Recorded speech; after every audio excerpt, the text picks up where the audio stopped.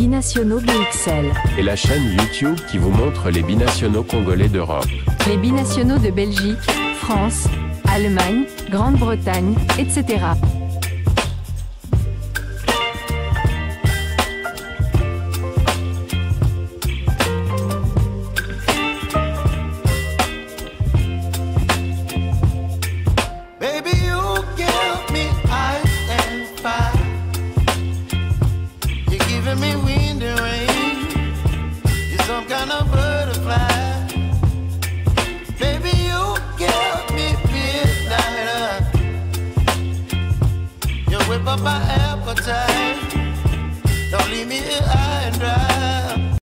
Bonjour à tous, bon dimanche, nous sommes en effet le 1er décembre 2024, nous tendons lentement mais sûrement vers la fin de l'année, nous allons profiter pour vous donner quelques résultats du week-end.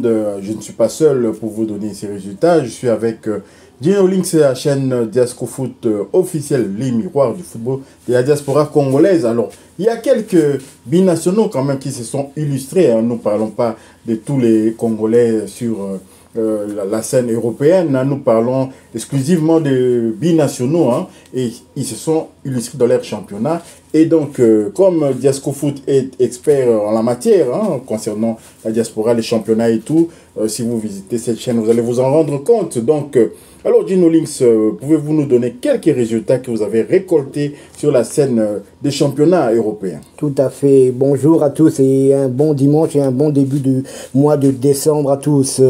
Nous allons commencer notre tour d'horizon par la première ligue anglaise. Nouveau but de Wissam et Brentford renverse Leicester après avoir été mené 0-1. Après avoir été mené à la 21e minute, les Bees ont compté sur Yohan Wissa pour trouver l'égalisation 4 minutes plus tard.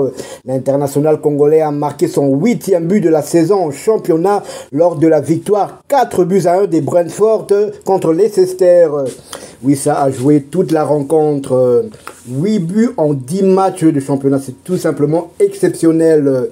Plus que 4 buts en championnat pour que Yohan Wissa n'égale son record de buts qui est de 12 buts. Probablement si Dieu lui fait grâce et qu'il est épargné par les blessures, il battra sans doute ce record. Il faut savoir aussi que Yohan Wissa, sur les 5 matchs que Brentford a joué cette saison à domicile, Yohan Wissa a toujours marqué à domicile. C'est une stat exceptionnelle. Nous restons toujours en première ligue et nous allons pour une petite mauvaise nouvelle.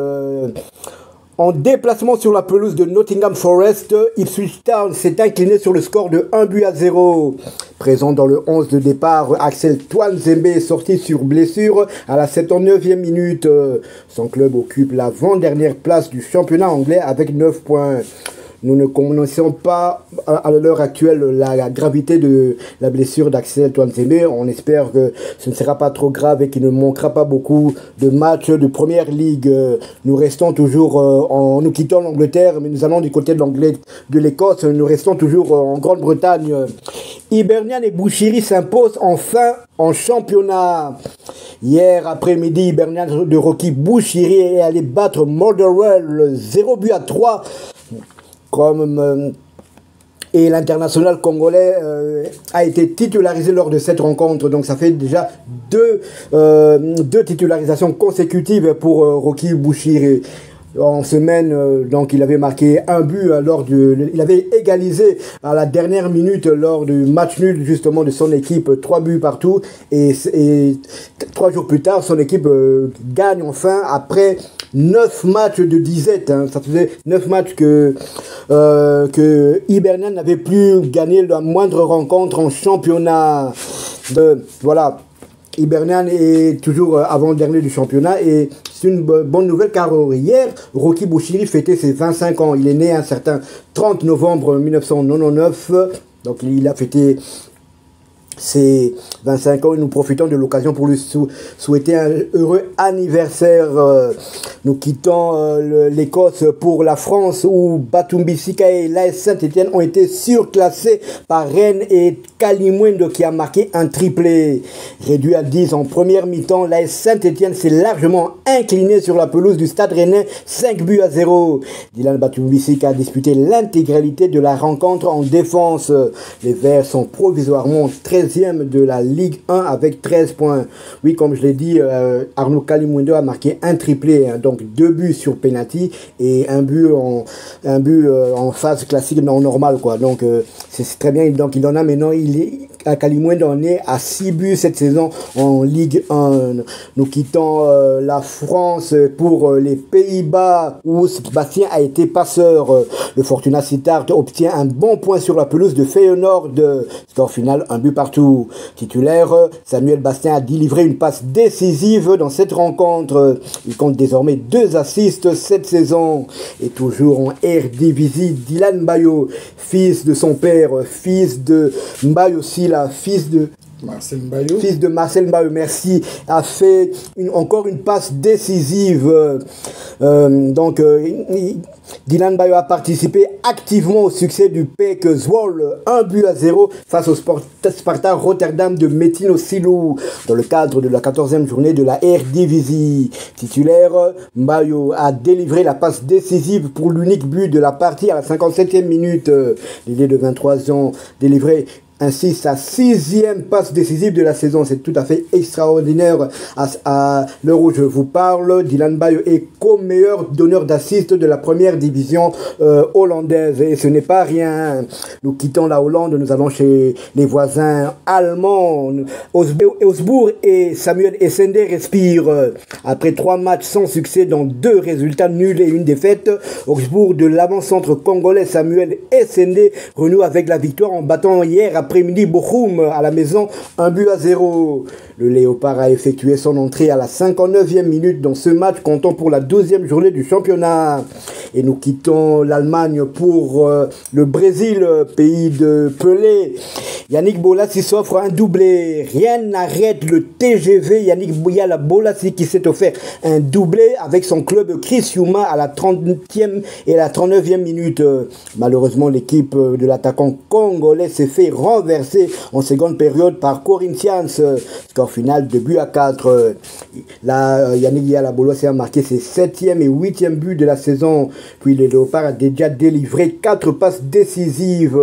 Criciúma est malheureusement 17e au classement, soit à la tête de la zone rouge avec 38 points en 36 matchs. Bolasie et ses coéquipiers sont en train de se relancer lors de la prochaine journée contre Flamengo le 5 décembre. Et nous quittons le Brésil, nous allons chuter vers la Turquie où Banzai Trabzonspor s'incline en supériorité numérique à partir de la 69e minute. Trabzonspor a été battu sur la pelouse d'Alanyaspor, score final 2-1. Simon Banza a disputé l'intégralité de la rencontre. Son club est 12e avec 15 points. Et nous quittons la Turquie et nous allons chuter terminé par la Serbie où Aldo Kalulus a délivré 2 passes décisives. Le Partizan de Belgrade s'est imposé à domicile face à Jedistov 3-0. Titulaire, Aldo Kalulus s'est illustré en délivrant 2 passes décisives hier après-midi. Titulaire, Aldo Kalulus s'est illustré en délivrant 2 passes décisives hier après-midi. Voilà en gros le tour d'horizon de nos léopards. Donc il y en a qui ont marqué comme Yannick Bolasie et Johan Wissa. Il y en a qui ont délivré des passes décisives comme Samuel Bastien, comme Dylan Mbayo et même Aldo Kalulu qui en a délivré 2. Oui, en effet, hein, donc ce que nous retenons, c'est quand même ces buts marqués, quand même un but marqué à un moment idéal parce que la formation de Brentford était menée quand même 0-1 sur penalty contre Leicester City et donc notre avant-centre, hein, parce qu'il était en position avant-centre incroyable. Donc je me demande si les coéquipiers de Johan Wissa au sein de la tanière de Léopard regardent ces matchs parce que l'entente entre Yohan Wissa et Mbeumo, l'international camerounais, est vraiment incroyable.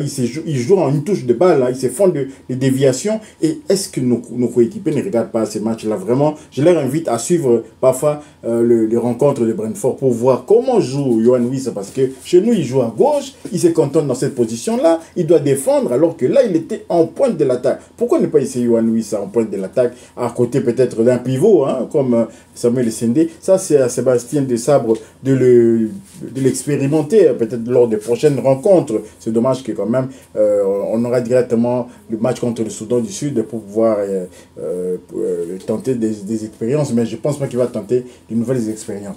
Et l'autre coup de classe, c'est quand même Yannick Yalabola, c'est quand même 0-2 à la mi-temps. Rendez-vous compte, 2-0. C'était 2-0 à la mi-temps pour Chris Youma. Et donc, ils ont été complètement... Il y a eu la remontada des Corinthians.